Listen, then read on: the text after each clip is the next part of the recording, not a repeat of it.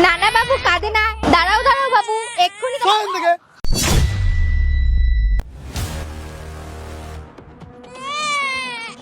এটা কি তোর বাবার অফিস? তুই ভিতরে ঢুকে যাচ্ছিস? আরে দাদা, আপনি আমাদের ঠেলা মারলেন কেন? আপনি দেখতে পাচ্ছেন না আমার কোলে ছোট একটা বাচ্চা আছে? যদি ওর কিছু হয়ে যেত? আর আমরা তো আমার স্বামীর সাথে দেখা করতে যাচ্ছি।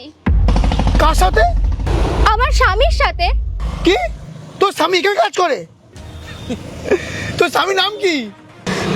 আমার স্বামীর নাম বুবাই। বুবাই স্যার তোর স্বামী? হাসলি সত্যি? বুবাই স্যার কত কোটিপতি জানিস? আর তোর স্বামী বাবুনি? হাসালি তুই। দেখ আমাকে এখানে ভুলভাল হয়ে যাচ্ছে না, হ্যাঁ? কিন্তু তাদের কেটে পড়, মাথা গরম হয়ে যাচ্ছে কিন্তু আমার। দেখ, যদি সত্যি তুই বুবাই স্যারের বউ হতিস তাহলে এরকম ড্রেস পরে এখানে আসতিস না। ভালো কাপড় পরে আসতিস, একটা গাড়ি 4 চাকা গাড়ি করে লাভ দিস, এরকম কাপড় পরে আসতিস না। দেখুন দাদা, আমার স্বামী যদি জানতে পারে আপনার কারণে আমি আর আমার এই বাচ্চা এই রোদের মধ্যে দাঁড়িয়ে আছি, তো আপনাকে কিন্তু আমার স্বামী ছাড়বে না। তাই বলছি, আমার রাস্তাটা ছাড়ুন আর আমাকে ভেতরে যেতে দিন। এই চল দেখে, একবার কথা বলে বুঝতে পারিস না? ভিতরে ঢুকিস না তুই? আপনি আবার আমাকে ধাক্কা দিলেন।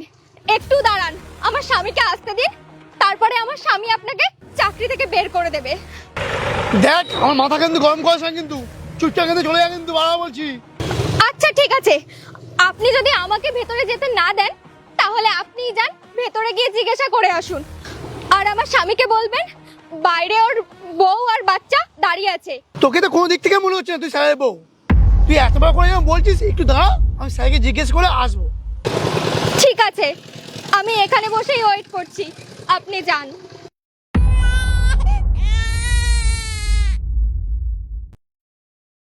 আসুন স্যার, আসুন আসুন। এই দেখুন স্যার, এই ভদ্রমহিলা বলছে আপনি নাকি ওর স্বামী।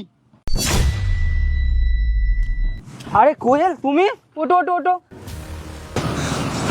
বাজে বকা বন্ধ কর। ও সত্যি আমার স্ত্রী।